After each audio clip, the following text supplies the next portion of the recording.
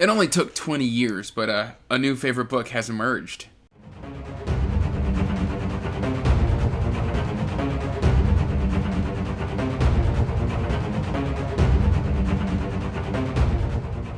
Hey everyone, welcome back to Andrew's Wizard of the Reads, and as always guys, I am Andrew, and today we're here to talk about my new favorite book of all time. But before we get into that, please like this video and subscribe to the channel, as it does help the channel grow. And if you don't subscribe, my booktube big sister Leslie from the Nerdy Narrative is going to take away my nerd card, and I need my nerd card. All joking aside though, we are here to talk about Daughter of the Empire by Raymond E. Feist and Jenny Wirtz. And guys, this book is something incredibly special. Now, I have the Grim Oak Press edition here. This is leather bound. It's got the sewn in ribbon, illustrated by Jenny Wirtz herself. And essentially what this is this is the follow-up trilogy to the Rift War saga. Sort of, kind of. It's not quite a follow-up. Basically, you've got two sides of the Rift War. You've got the Midkemians, and then you've got the Kelawayans and the Serani and stuff like that. And so, Rift War takes place over here on Midkemia, and this one takes place over on Kelawan, following the Serani people. And we're kind of getting into the nitty-gritty of their culture and stuff like that, and how their politics work, and the Great Game, and how that all plays together. And I absolutely loved it. And what we have here is we have essentially a young woman who is about to join what is essentially the church. She's about to take vows of celibacy and swear off nobility, and then her brothers and her father are killed in a combat with Midkemians, and she is now the last surviving noble. So right before she takes her vows, basically her strike commander, Kyoki, I believe is the one who does this, comes in and stops her right before she can take these vows and says, hey, you have to come home and lead the family.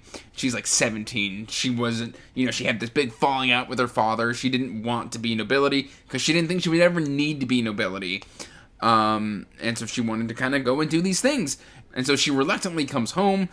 She's informed, hey, I know you were about to take a vow of celibacy. You need to find, a husband. You need to rebuild the family's forces. You've only got 50 warriors left. All the 2,000 others were dead and gone. They died with your father. And so basically you come from this great house that has fallen through some scheming of another rival family, the Menwanabi. And essentially the Menwanabi are led by Jingu. Jingu is kind of the overarching antagonist, the emperor in Star Wars, if you will, of this story. And so it's kind of great to kind of see Mara, this young woman, kind of use her mind, her wiles, and everything that she has going for her, and turn some kind of like gray areas in like culture and politics and stuff, and bring that into the forefront and use those as strengths when most people wouldn't be willing to do those things, as it would be an infringement upon honor. And essentially what this is you can kind of tell a little bit here, this is Asian-inspired fantasy. Essentially the Serani culture it borrows heavily from Asian culture, and duty and honor in Japanese and Chinese style of honor. There's styles of seppuku within this story, like if you do something so egregious, there's like a warlord or a shogun type of deal. And I really loved getting to explore all of these elements, but really the main draw of the story for me was Mara. Because I think, I'm going to go on record and say this, Mara is probably one of the strongest female characters I have ever read. There's this conception that in order for somebody to be a strong female warrior, they've got to be buff, they've got to be athletic, they've got to be able to scrap it with the boys, they've got to be able to do all of these things that the men can do, but do it more violently and better and stuff like that. And that's where I've been seeing the strong female character trend going lately.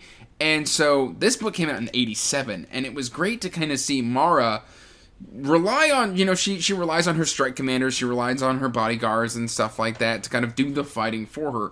What she does is she takes the politics and she takes the culture and she weaponizes them to where she will, if she wants to do something and she wants something from, say, an enemy over here, she'll go and do something politically, get the thing, and then she'll weaponize that relationship and make this person do something that will then mandate that they do the honorable thing, which could be enter into some sort of contract, make a concession, commit seppuku, and make the honorable choice. And then she kind of weaponizes that, and then you just see the house of the Akoma slowly start to rise from just being destitute.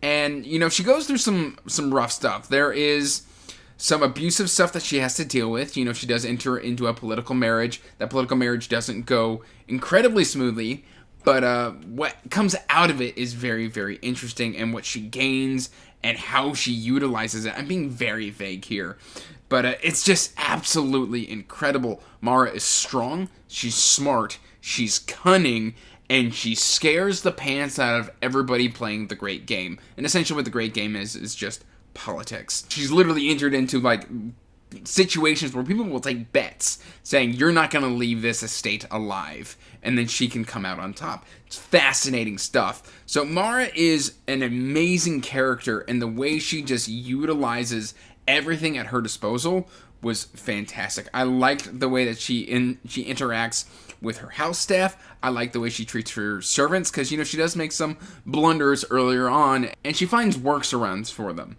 And I absolutely loved all of these small interactions. It was fantastic. It was great. It was well paced. I mean, I loved this story.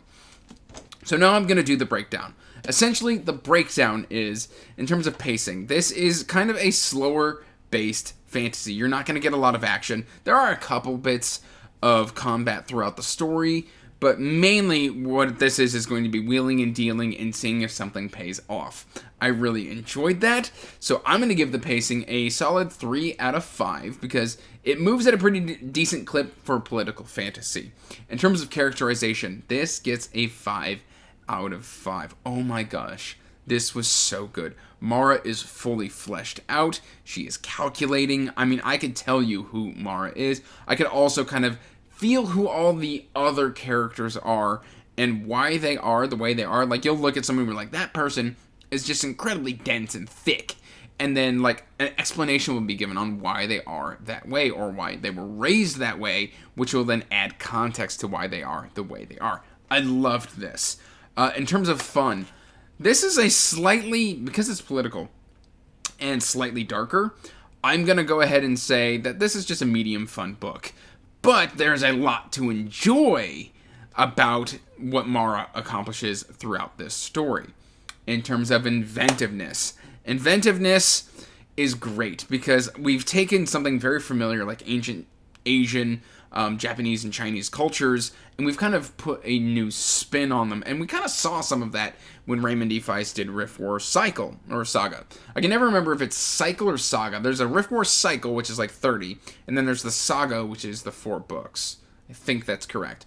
But he kind of built out what it was to be, not Midkemian, but Serani. There we go. I'm trying to think of all these fantasy terms. But what it's like to be Serani in those books. Here, we get nothing but the Serani in Daughter of the Empire. I absolutely loved getting to see that. So I thought this was an incredibly inventive book. Overall, I highly, highly, highly recommend you check this out. I would recommend this to lovers of Asian fantasy. I would recommend this to lovers of political fantasy. I would recommend this to lovers of strong female characters. I mean, really, I would recommend this to pretty much anybody. I am going to be flying through this series. I am putting my money where my mouth is. I've already gone and ordered all of the Grim Oak books that currently exist within the Rift War cycle, based through Grim Oak Press, which I'm not going to tell you how much that is, but I'm here for it. Like, I've already got a very nice edition of, like, Magician from Easton Press, which I love and cherish, but now I'm even getting a second edition of Magician just based off of how much I enjoyed this book right here. I felt like I just connected with Mara, and I wanted to care.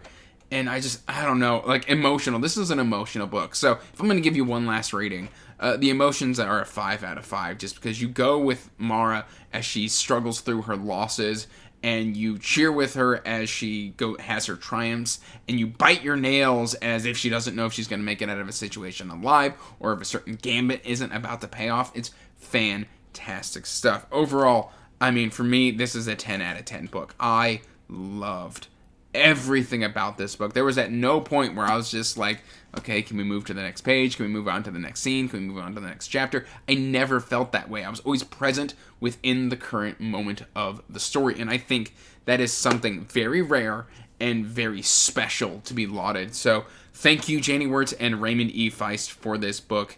I will cherish it forever. That is all I've really got for you today, guys.